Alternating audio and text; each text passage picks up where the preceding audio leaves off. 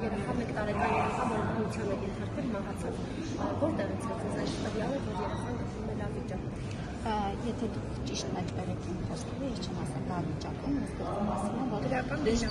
դրական դինամիկա կար, բայց ցավոք սրտի երեխայի առողջական ցուցանիշներում հետագայում գրանցվեցին ավելի դեպի վատթարացում, բժիշկները արել են ամեն ինչ հնարավորինը, բայց ցավոք չհաջողվեց փրկել տիկին։ Իսկ երբ երեխան հոսպիտալացվել է, նրա մարմնի վրա հետքեր կային, ես ճանապարհներ չեմ կարծես ներկայացնել։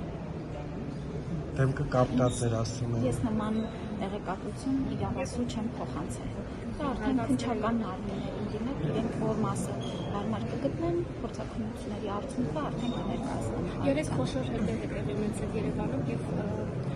քաղաքացիները հայրենիք տուժածներ կամ մենք ինչպես գիտեք մենք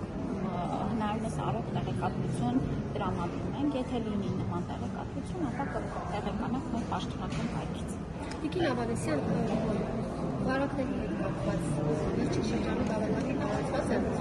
շատերը մտահոգություն են հայտնում, որ դուք գտնվելով ուրախ ավտոբուսում բարձրացնող վիճակում եք, որոշ Հանրապետությունում այս բանի շրջանակով շրջական վարակների մասով ունենք բավական հանգիստ իրավիճակ։ Անգամ եթե ունենանք անհանգիստ իրավիճակ, առողջապահության նախարարությունը հիվանդությունների վերահսկման և կանխարգելման մեր կառույցները աշխատում են, ապահովում են բոլոր հնարավոր գործառույթներ։ Տիկին Ավանեսյան, պոլիկլինիկայի աշխատողները, բուժքույրերը բողոքում էին ցածր աշխատավարձից, ճիշտ է դուք դրան անդրադարձել եք, որ ամսվանից սկսել են նորմալ աշխատավարձ ստանալ, նախկին աշխատավարձը ստանալուց ավելի բարձր։ Արդեն իսկ ստացել են, ինչպես ես նշել էի, մենք փետրվար ամսին ունեինք գրանցումների ոչ ամբողջականություն եւ հնարավորություն տվեցինք մեր բժիշկներին այդ մուտքերը իրականացնել եւ սպասարկված դեպքերի դիմաց արդեն մարտին նրանք ստացել են աշխատավարձները եւ առաջիկայում էլ ես մանրամասն արդեն բացվածքներով թե որ մասնագետները ինչպիսի աշխատավարձի դրական փոփոխություն են ունեցել կներկայացնեմ եւ ուրախ եմ որ մեր բժիշկներն հիմնական առումով գոհ են ես նաեւ ներկայացրել եմ որ մի քանի ուղղություններ ունենք որ այստեղ ավելի հիվանդացության առումով նվազում ունենք եւ այցելուներ չունենք, պացիենտ չունենք եւ սա իհարկե մեր ուշադրության կենտրոնում է, թե ինչպես պետք է անենք, որ վերապատրաստումների ուղարկենք մեր բժիշկներին եւ նրանց ուղղությունը փոխենք մասնագիտական աշխատանքները ընթանում են։ Տիկին Ավանեսյան, ամեն դեպքում օրինակ նույն խորհրդատվությունները, մնացած շատ ծառայություններ նախկինում ավելի բարձր էին ուղիղ վճարների կատարվում, հիմա պետությունը շատ ավելի քիչ է փոխհատուցում եւ դա դժգոհություն առաջացնում նաեւ լաբորատորիաների մասով։ Ես վերջերս արեցինս առնչվելու լաբորատորիաների հետ այսքան անվճար պետության ապայ շրջանակներում եւ այնտեղ էլ խոսում են իմացա որ շատ քիչ է, նույնիսկ 50%-ը չի փոխհատուցում։ Տեսեք, շատ քիչը հարաբերական եւ սուբյեկտիվ կարծիք ունեն։ Առողջության ապահովագրության հաշվարկները իրականացվել են իրական ինքնարժեքների վրա եւ ըստ էության ես նորից պիտի նշեմ, որ մեր նախ մասնագետները, ովքեր բավարար պացիենտներ ունեցել են, այսինքն հոսք եղել է պացիենտների նրանց մոտ, այս ամիս զգացել են ինչպես է ավելացել նրանց աշխատավարձը։ Առանց պացիենտ սպասարկելու ինչպես աշխատավարձը կներեք, նախ ձգտում են, որ քիչ աշխատեն, շատ հաստատեն, ոչ թե մենք պիտի սովորենք, որ եթե աշխատաժամանակն է, ապա պիտի մաքսիմալ աշխատենք եւ ես իհարկե ստացվում նախկինում օրինակ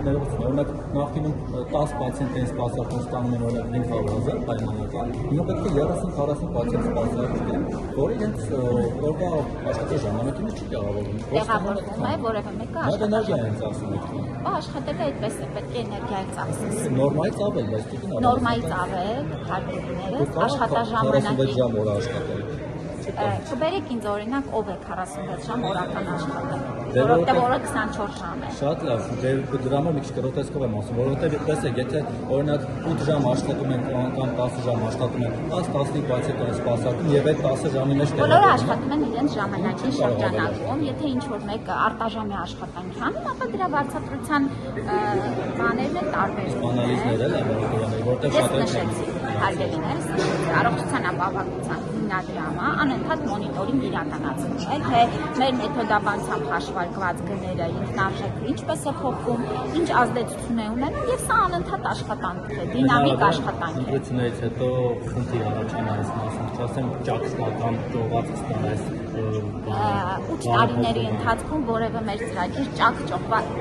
ճեղքված եւ այլն չի ստացել եւ այս 3 ամիսներն էլ ցույց են տալիս, որ մեր ակտուարական հաշվարկները տեղին են, ճիշտ են եւ մեր կանխատեսումները ըստ էության թե դիմադրության աճի, թե այլնի առումով տեղավորվում են ամբողջությամբ մեր պատկերացրած ծրագրի մեջ։ Ապահովության մասով բերի հետ կապված հաշվարկները ձեր տեղավորվում են այդ ձեր պատկերացումը։ Հենց դա եմ ասում։ Հնարավոր է բերը ավելանա կամ չգիտեմ։ Հիմա որտեղ նախընտրական շրջանա, շատ է իհարկե դու, բայց ասում եմ նաև պոպուլիստական քայլ է նախընտրական շրջանում։ Սա հետընտրական քայլ է, ես նորից պիտի ընդգծեմ, սա հետընտրական ամեն ցիկլը ունի իր հետընտրական եւ նախընտրականը։ Տեսեք, մենք 2021 թվականին խոստում ենք տվել, դարձել է այդ խոստումը կառավարության ծրագրի մաս, հետո դարձել է ծրագիր, հաշվարկներ են իրականացվել, աշխատանքներ են արվել, բազմաթիվ փոփոխություններ են արվել եւ մեր խոստումը իրացվել է, սա հետաքրքիր։ Դե ուշը շուտը ո՞րն է, կառավարության ծրագիրը մինչեւ 2026 թիվն է, դրա ո՞րն է ուշը թե շուտ։ 27-ին մեր ծրագրերը եկա հացի 27-ին լիներ, այ որ 27-ին արվեր, այդ ժամանակ կասեք, ահա, այս հետընտրականը։